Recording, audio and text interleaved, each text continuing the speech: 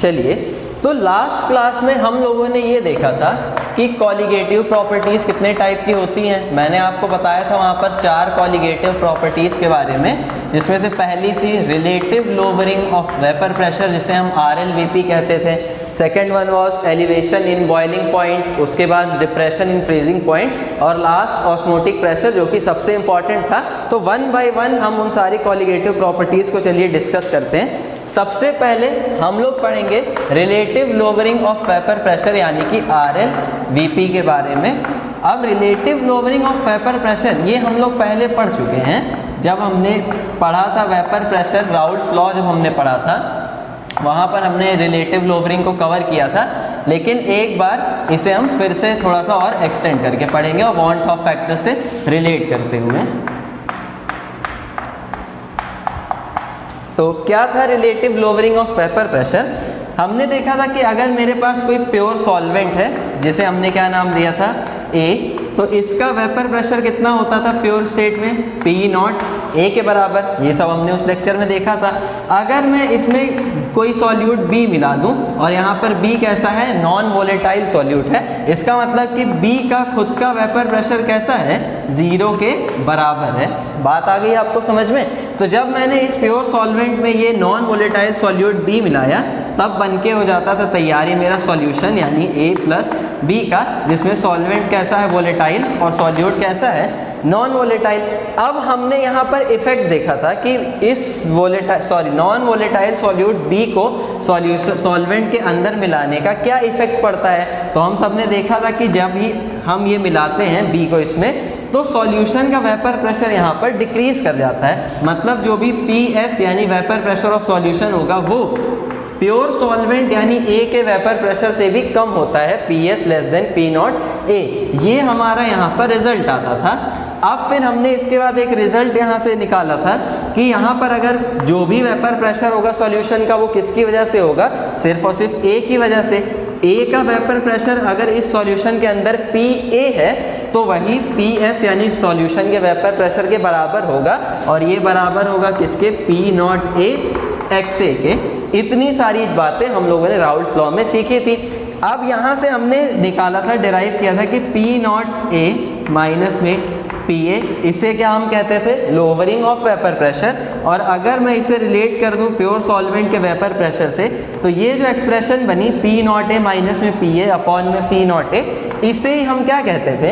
इसे ही हम कहते थे relative lowering of vapour pressure, और ये बराबर होती थी सॉल्यूट के मोल फ्रैक्शन के। यानी कि relative lowering of vapour pressure solution के अंदर नॉन वोलेटाइल सॉल्यूट B के मोल फ्रैक्शन के बराबर होता है। इतनी सारी चीज़ें हम वहाँ पर देख चुके थे। अब देखिए यहाँ पर, क्योंकि ये किसके बराबर आया है? सॉल्यूट के मोल फ्रैक्शन के बराबर। मोल फ्रैक्शन क्या होता है कि B का कितना पार्ट इसके अंदर प्रेजेंट है। XB मतलब B का मोल का कितना फ्रैक्शन इस सॉल्यूशन के अंदर प्रेजेंट है। यानी ये पार्टिकल्स के नंबर को रिप्रेजेंट करता है, ना कि उनके नेचर को। अब नंबर को रिप्रेजेंट करता है, तो यही इसी इक्वेशन से ये बात प्रूव हो जाती है कि RLVP एक कॉलिगेटिव प्रॉपर्टी होती है। बात आ गई ना आप सभी को समझ में? अब यहाँ से देखिए, इसी को हम थोड़ा सा और अगर प्रॉब्लम सॉल्व करना चाहे RLVP का यूज़ करते हुए, relative lowering of vapour pressure का, तो कैसे करेंगे इसका यूज़ करते हुए? तो देखिए, अगर हम डाइल्यूट सॉल्यूशन के केस में बात करें, अगर कोई डाइल्यूट सॉल्यूशन है, डाइल्यूट सॉल्यूशन जिसमें सॉल्यूट का अमाउंट सॉल्वेंट के कंपैरिजन में बहुत ही कम है, तो डाइल्यूट सॉल्यूशन के लिए देखिए यहाँ पर मैं इस इक्वेशन को लिखता हूँ P0 A माइनस में PA अपॉन में P0 A is equals to XB। मतलब देखिए क्या होता है? Number of moles of B upon में number of moles of B plus number of moles of A। यही होगा B का मोल फ्रैक्शन। देखिए यहाँ पर क्या होगा, अगर सॉल्यूशन बहुत ही डाइल्यूट है, हम डाइल्यूट क्या, वेरी डाइल्यूट सॉल्यूशन अगर इसे बोल दें, तो अगर मेरा सॉल्यूशन बहुत ज़्यादा डाइल्यूट है, तो A के कंपैरिजन में उसमें B के नंबर ऑफ मोल बहुत ही कम प्रेजेंट होंगे। तो ये जो पूरा टर्म है NB प्लस Na, इसको मैं सिर्फ और सिर्फ Na के बराबर भी कंसीडर कर सकता हूँ। कहने का मतलब ये है कि मान लीजिए अगर मेरे पास कोई नंबर है 1, और अगर मैं इसमें 0.000001 और ऐड कर दूं, तो क्या बताइए इस नंबर की वैल्यू पे कोई बहुत ज़्यादा फर्क पड़ने वाला है? नहीं। हम हम अभी भी यही बोलेंगे कि ये नंबर 1 के ही लगभग बराबर है। इसी तरह से यहाँ पर B के नंबर ऑफ मोल्स A के कंपैरिजन में बहुत ही कम है, तो हम NB प्लस NA, ये जो मेरे लिए टर्म है, उसे लगभग NA के बराबर यानी A के नंबर ऑफ मोल्स के बराबर ही मान सकते हैं। तो यहाँ से ये एक्सप्रेशन और रिड्यूस होकर क्या बन जाती है, P नॉट A माइनस में PA अपॉन में P not A is equals to NB upon में NA।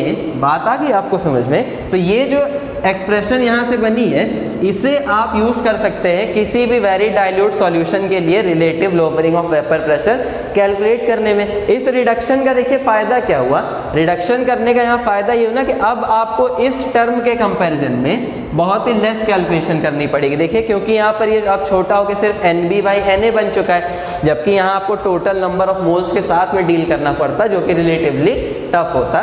ठीक है, ये तो सिर्फ आप किस पे अप्लाई करेंगे, वेरी डाइल्यूट सॉल्यूशन पे, लेकिन हम एक ऐसी एक्सप्रेशन चाहते हैं जो हम लगभग सबके ऊपर ही अप्लाई कर सकें। बात आ रही ना आपको समझ में?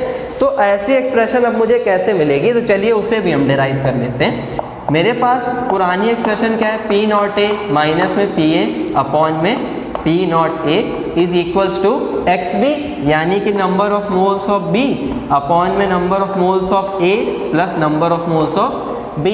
बात आ गई आपको समझ में? इसे आप क्या कर दीजिए, पलट दीजिए।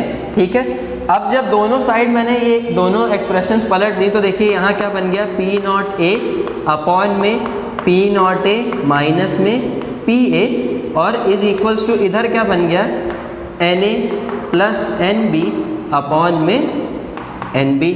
बात आ गई समझ में?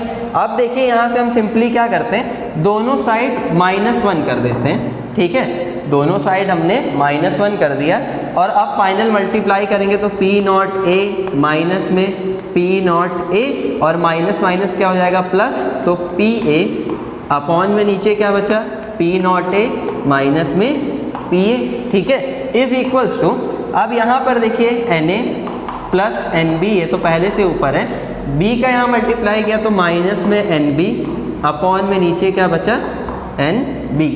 यहाँ से देखिए अब P not A minus P not A ये दोनों कैंसिल आउट हो जाएंगे, यहाँ से NB minus NB cancel out हो गया, 0 बचेगा। मतलब फाइनल ये अब आपके सामने बचा क्या, यहाँ से PA अपॉन में P नॉट A माइनस में PA इज इक्वल्स टू, यहाँ से ऊपर बचा NA अपॉन में नीचे क्या बचा, फाइनल NB। ठीक है, इसे आप अब अगेन पलट के पिछली वाली फॉर्म में ही वापस से लिख दीजिए। तो ये देखिए P नॉट A माइनस में PA अपॉन में PA। अब देखिए पिछली एक्सप्रेशन में यहाँ P not A minus PA तो सेम है, यहाँ P नॉट A था, लेकिन अब यहाँ क्या आ चुका है, PA आ चुका है। ये प्योर सॉल्वेंट का वेपर प्रेशर था, जबकि ये अब सॉल्यूशन का वेपर प्रेशर आ गया। इज इक्वल्स टू, यहाँ पर ये भी पलट के क्या हो जाएगा, NB बाई NA।